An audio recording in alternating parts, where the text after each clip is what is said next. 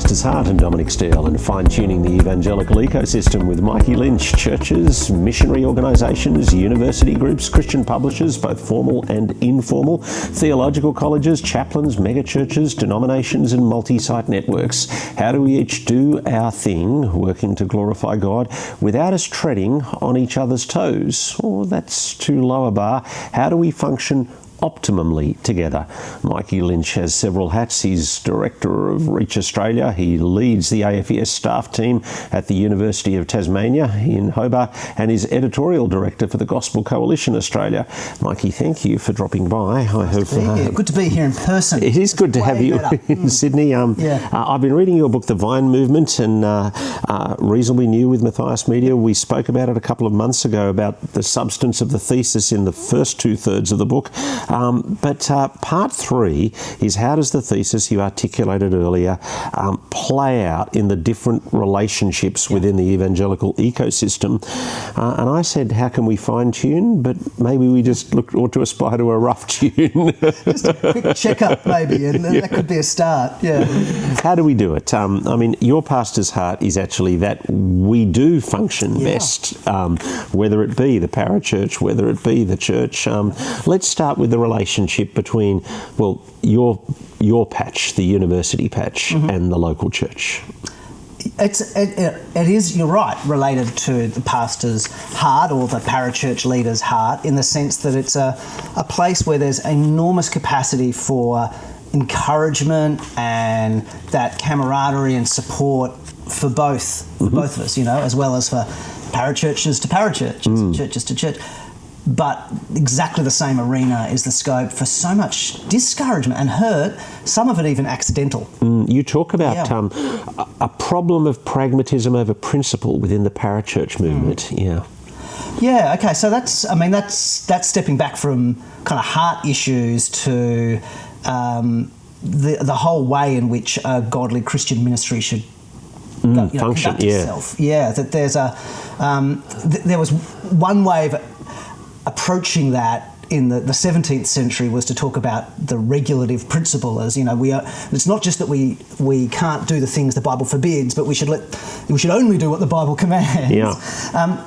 People have different attitudes to that way of phrasing the principle, but an extreme version of that is only use the instruments of music that are mentioned in the scriptures. This kind of thing, songs provided. No amplifying system, no... Announcements before the service begins, because announcements aren't in the worship service, so we'll do them before the call to worship, things like that. But there's something about that actually is excellent, in the sense that it's saying, the scriptures are more than just some rules of things you have to do and mustn't do. They set a whole way of thinking about thinking, living, dreaming, working, ministering, preaching, that should work its way all the way through our ministry organisations in some way, even if it's not a simple list of rules. Yeah. You talk about parachurches can protect churches from mission drift and from worldly entanglement. How does that happen? I mean, this is the parachurch at its best, really. Yeah, well, I mean, one of the ways of I don't think all parachurches entirely fit into this category, but one of the ways of thinking about what a parachurch can do is it's a kind of Christian work and ministry that is doing other kinds of good Christian things that aren't necessarily the job of the church. So it's good for Christians to want to have a positive influence on our society, or that it's part of our worship of God to do all things for His glory. But that doesn't mean the church needs to have a political lobby group and an artist's studio and a school. Not the church doesn't have to do all of these things, and so parachurches can be another outlet to support the other good things that Christians do, so that the church can do what it uniquely is responsible for doing. And so that's the mission drift thing. The church can stay on mission for what it uniquely as the church does, while parachurches then mobilise Christians for other things.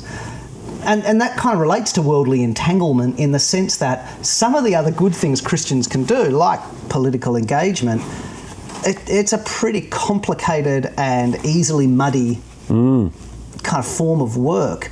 And in some ways, perhaps it's good for the church as the institution to be a little bit removed from some of those things, while Christians still seek to wade into them themselves. Parachurches, and I'm thinking of the uni student group, you say, can undermine local churches, or has the potential to undermine local churches, by preventing new converts from meaningful involvement in the local church. How do we work against that? And how does it happen, and how do we work against it? Well, I work with AFES, and one of the unofficial slogans that's been thrown around over the decades is that AFES staff will say to local churches, you just give us your young people for 3 or 4 years, almost in toto. They'll come on Sunday, but otherwise give them to us, and we'll then whip them into shape and give them back to you 4 years later, and you'll be glad you did. That's like an extreme version of that somehow we'll take them from that time. Whereas I would suggest that in a whole lot of situations, it doesn't have to be some either or. There's perfect amount of space to manage both meaningful, useful engagement in local church life as well as mobilisation in parachurch. It just takes a little bit more thinking and a bit more restraint from the parachurch, maybe a bit of collaboration from the local church, a bit of forward planning and communication for both of us. But I think that's a better outcome rather than having this kind of intensive hothouse parachurch season and then this kind of snap into a very different reality of church life rather than those working side by side. I think you say parachurches need to set aside more maximum organisational efficiency for the sake of the broader and long-term goals. Is that part of what you're saying there?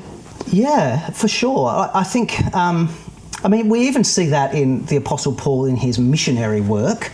Granted, he's an apostle, acts as a different time and era in many ways, but it still is interesting to note, for example, he clearly wants to get to Asia, to Ephesus. He finally makes it there. It's like the climax of his 3 missionary journeys. He gets there earlier, though. I think like in Acts 18, he's in Ephesus, but in Asia, I think it says it in Acts.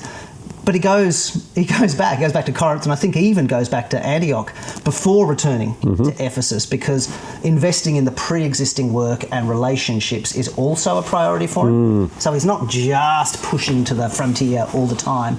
And so I think it's the same, whether it's churches and their role in a denomination or parachurches and their role in partnership with churches, that you need to set aside just hitting the best KPIs next quarter, next year, for the sake of larger and lasting impact. And the horror stories of the really voracious parachurches or megachurches that become ruthless in pursuit of their own growth, it's often the midterm and long-term costs that really kind of is to their shame, right? They may grow quickly themselves, but at the cost of scorched earth around them in various ways. How does the parachurch organisation run into the danger of sidestepping biblical discipline?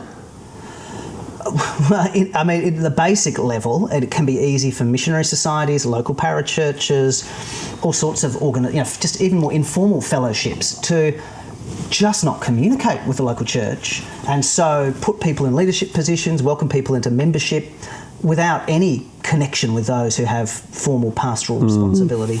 Look, pastors can do the same, especially when someone goes across denominational lines or across state lines or something. No bother to check to say, oh, hey, we've got this new person. They said they come from you. Are there things that we need to know about their pastoral standing, as whether as leaders or as members? Yep. And so it almost like people can reset and to our shame, some denominations almost had a policy of this, didn't they, with some people accused of quite serious sins. They'd get moved on. Yeah. And so I think that's a church and parachurch issue, closing the loop of checking back to say, hey, look, are there outstanding unresolved issues, leadership issues or pastoral issues that it is appropriate to share as they move? It's not the gossip and the slander of the bits and pieces, but it's issues that there has been a formal thing that is unresolved. I think that's just an obvious one that sadly too often doesn't get done, and that right down to appointing your student leaders or your young worker leaders for your local parachurch. Do you get a reference from the church they're at? Get an okay from the church. And if you're appointing someone to staff, are members of their church part of the referencing program at least? If not, them being ordained in some capacity as a deacon or a minister or something as a part of their parachurch service. let's talk missionaries now, and the relationship as a church sends out missionaries, and then the missionary arrives in the new place. How is the missionary to position themselves both in relationship to their sending church and the local church where they're landing in? Yeah, it is a complex one, and it's helpful to recognise it is, right? It is, especially when there's a large distance travelled or a cultural distance travelled. It is helpful to go, that's why we have this word missionary, to capture that gap. Although it can be true to some extent if you've grown up in Sydney your whole life and you leave Sydney and you go to another diocese, there is a change there that happens. You're not dropping into a new situation. You're only there because you're employed to be there, and you're there with perhaps a different degree of knowledge and skills and priorities than the people locally. So it can even relate to the transience of a paid minister or church worker. So I in terms of being sent, the relationship with the church is an important one.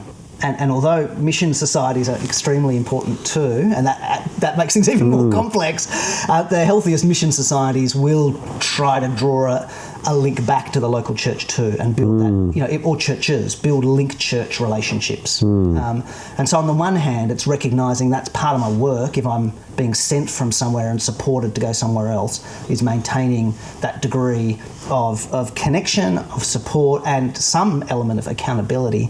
That I, as a missionary, as well as the mission society, should seek to close that loop.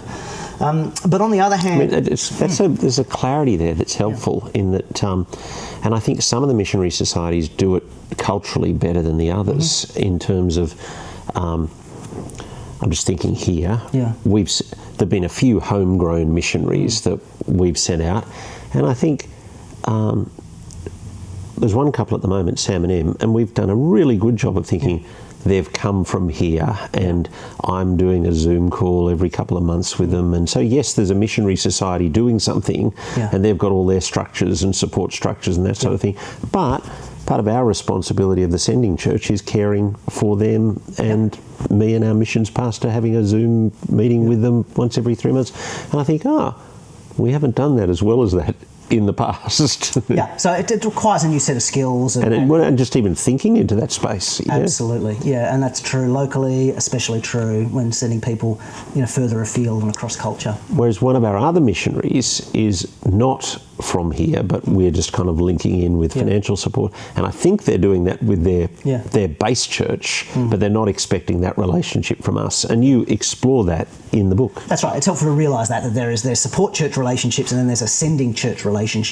And it's even possible someone might begin by being sent, but end up actually, because of the nature of the Christian scene they join, to really meaningfully transfer more fully to be an externally funded local church worker in the new location. Like that's a possibility at the extreme end, where you might go from being a sending church to more of a supported church.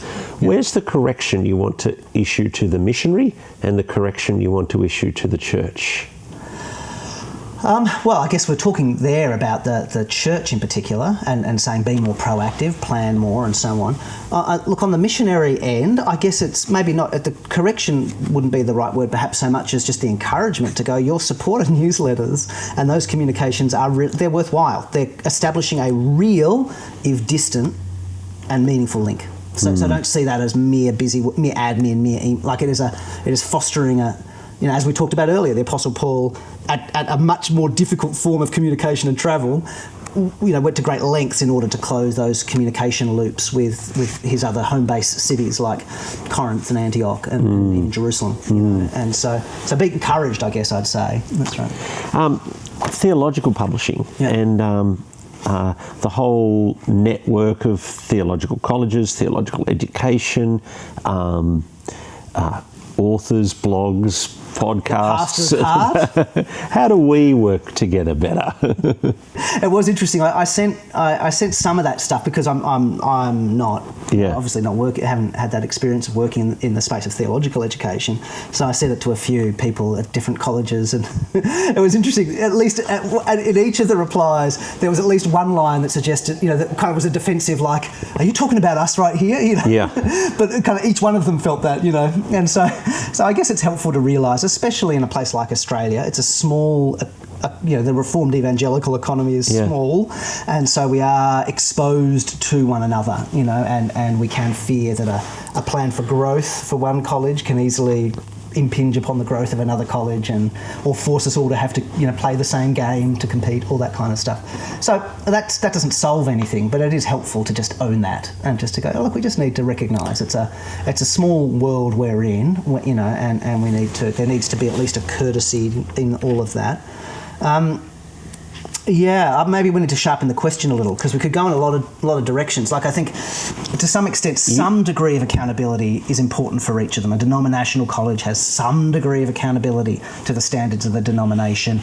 Looser parachurch organisations like the Pastor's Heart, as it grows over time, we'll have to keep asking that question. Do we need a certain higher degree? I don't know if you've gotten to this point of asking, do we need a higher degree of governance and accountability as we go out of startup phase and into being an established kind of media channel? We're still in startup. but that's a question that you But need it is to start interesting. asking. I mean, you wrote a thing the other day saying Christian authors need help, and they need help from blogs, publishers, people to review their books and that kind of thing. I think often, because we're not used to thinking of ourselves perhaps as having a platform or influence in that way, it makes us feel weird. We don't think to think. And so we don't think to think, hang on, who are my brothers and sisters in this small scene who, if I just thought to think, could get a really helpful bump up by me thinking to mention. It's a little thing like if I write a book, rather than just quote the things that I read when I read a bunch of books on something 10 years ago, think, is there stuff recently by people who are recently writing things that I should also think to footnote? Do you know what I mean? Or when I stand up the front and I'm at a conference or whatever, what are some books on the bookstore Philip Jensen was incentivized to do this because he was also the publisher of a publishing house. And so the platform he had as a preacher, an evangelist and a leader in a bunch of reasons was also used very well, I thought, when I heard him over the years, to also then talk about new books by Australian authors, because he felt the pain, because he was in the Matthias Media board meetings going, how do we sell books? How do we sell books? And so that helped him feel that. And I think maybe Americans are aware of that because they're often a little bit more, you feel the economy more there. It's a live issue perhaps in the larger Christian scene. Whereas because we're a little bit more of a bespoke indie economy here, we don't think to think as much as we might. And so that's what I was more getting at there. Is when you have a thing, just ask, am I touching on something that all it would take is just a slight mention and people go, that's worth checking out. Yeah. Does that make sense? Yeah. Educators, authors and broadcasters should be careful about speaking too authoritatively from the sidelines. Look what I'm doing. Physician, heal thyself. I mean, educators speaking too authoritatively from the sidelines. There is an issue there of... I remember giving a guy a job to do in radio, to go out and cover this story, then that story, and this story. And what I'd assigned him to do was impossible.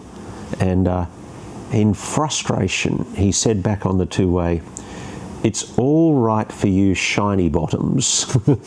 He used a more explicit term than that.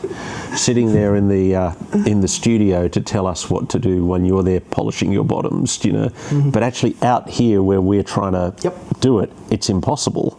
And there is a problem sometimes when the person who's not at the coalface is, as you say, speaking authoritatively from the sidelines.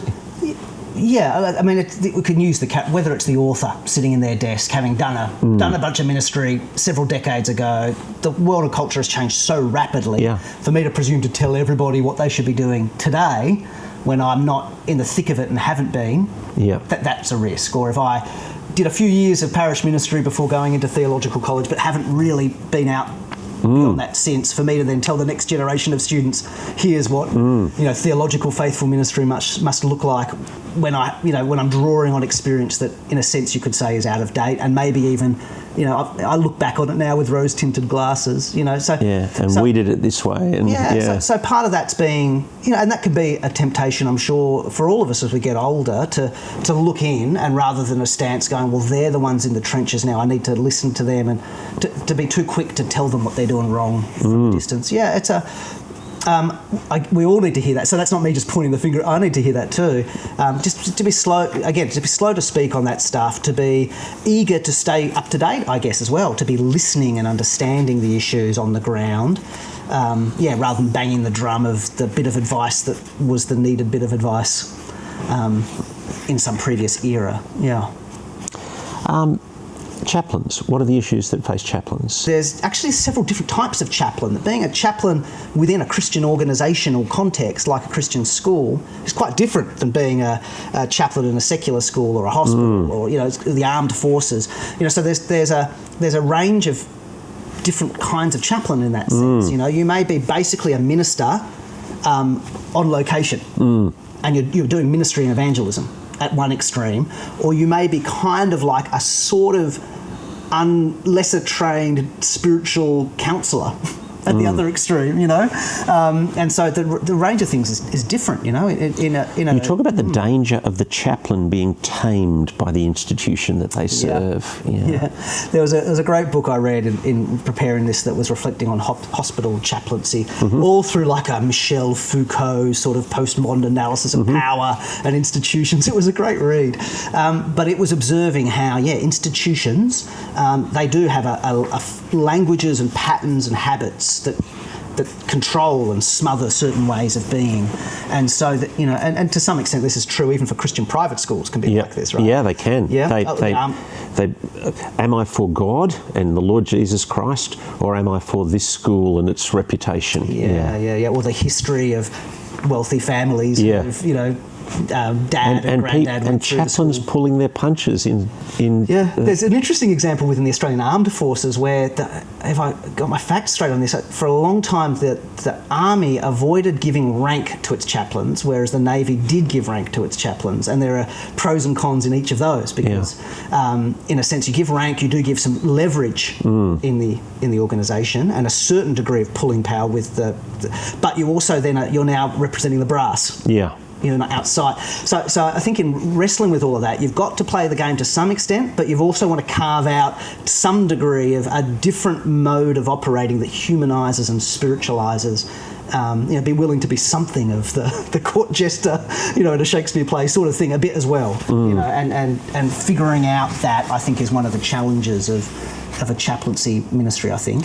Let's go now to the larger church or the mega church, and one of the things you said was helpful there was the ability of the larger church to stand up to the central denomination in a way that, if you like, the little church may feel themselves controlled by the central denomination. It's possible that the denomination may need the larger church more than the larger church needs the denomination. And it's the opposite with a smaller church, which is dependent upon benefits that come. And you've got overreach problems from the central office, and how is the larger church able to push back on that?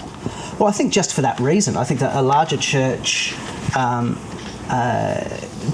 are different kinds of power. There's institutional power, and there's financial power, and people power, and persuasion. There's lots of these different things, and so you can overuse that, right, and flex your muscles and throw your weight around and actually disrupt in an unhealthy way a denomination.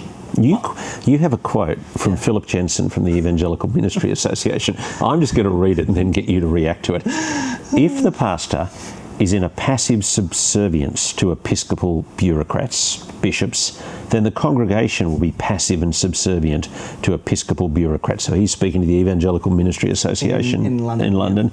There, the bishop's job is to keep peace. They always oppose change and always avoid conflict. They spend their time spreading the resources evenly across the land so that every church has the same resources. That way they minimise the number of churches that complain to them about them. That way they make sure there's no rival power structure to oust their position. We mustn't let them chart the course. Don't wait for the bishop to send you a curate. The bishop will only send you a nong. He won't send you a good man.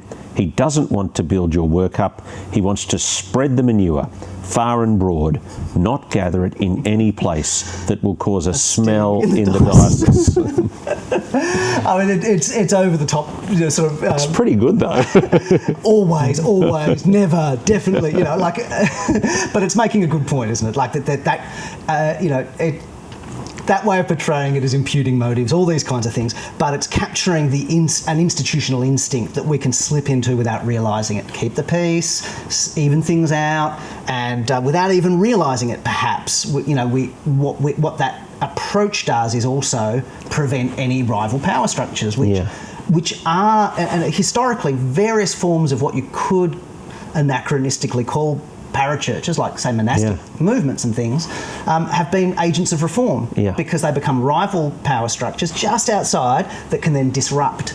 So larger churches that begin to thrive and grow their financial and ministerial, like employed ministerial base and so on, and then have an influence within the denomination and also, within other denominations, that does cause then a threat.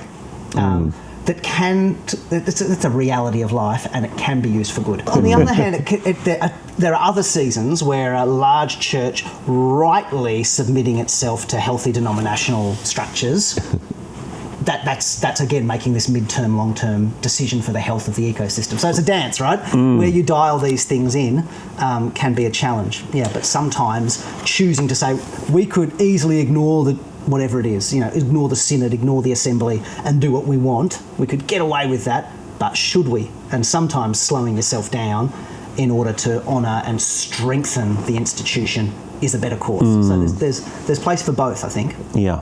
Thanks for coming in. Oh, sorry, you were going to say? I was just going to say that was a tussle that even back in centuries gone by, that was the battle between the two Wesley brothers, right? Where John was much keener to be willing to break out of the Anglican structures sooner and ordain their missionaries, the Methodist missionaries, to celebrate the Lord's Supper and be free from the pace at which the bishops were willing to support it. Whereas Charles slowed that down and said, no, we've got to be slower on that to honour the legitimacy of the church structures. So that was a lived experience that dragged out, and I mean Charles even wrote poems and hymns against John. This kind of stuff. And it was eventually it was after his death, and it was the American frontier that blew it apart and meant we just have to, Methodism became a separate church there. But is that good? Like, is it good to go? Actually, it took decades and decades. It took really a generation to reach that point. Was that actually? That's a good outcome. It was a wrestle, it was a tussle, it was heated, it was, various points where we stepped over the line and tested the waters, and that's how those things play out over time. And so maybe that's a good outcome to go. That's how it should be. Which then brings its... Actually, as you mentioned Wesleyan there, you keep bringing up Whitefield through this back part of the book, and I think it's 20 years since I've read Whitefield's biography, and I've forgotten most of it, but I came away with a much more negative view of Whitefield as a result of reading you than I had previously had. I mean, all our heroes, whether it's... have clay feet. King David or George Whitefield or John Wesley or Charles Spurgeon, like any one of you, Philip Jensen, Dominic Steele, we could go through, William and Catherine Booth and so on, like all of them. You dig long enough. Billy Graham and his collusion, at various points with Nixon. Things like this, and that's helpful to go. Like, we don't want to, we shouldn't throw out our heroes for their glaring flaws, but we should also be open to hearing about their flaws. And amongst other things, Whitefield was complicit with slavery in America. And also, again, the pragmatism that was part of the genius of the evangelical awakening, to some extent, you could argue, Mark Knoll certainly does, set up some of the problems that we've inherited in American evangelicalism, like still today, that there's the very same things we celebrate when we read J.C. Ryle's account, this awesome, energetic, evangelistic, entrepreneurial, that sets you up potentially for a thin, simplistic, theologically light, emotional, even jingoistic, sort of, all those kinds of things. So that's, I'm not wanting to hate on George Whitfield, because at the same time he's a hero of the faith, but he was also a man of his age, including being complicit in some of the sins of that age too. Thanks for coming in. Thanks for having me. Mikey Lynch has been my guest. You should go read the rest of it. The Vine Movement Supporting Gospel Growth Beyond Your Church. This has been The Pastor's Hut. Mikey actually has several hats, just to wrap up. He's director of Reach Australia. He leads the AFES staff team at the University of Tasmania in Hobart, and is the editorial director for Gospel Coalition Australia. My name is Dominic Steele, and we will see you next Tuesday afternoon.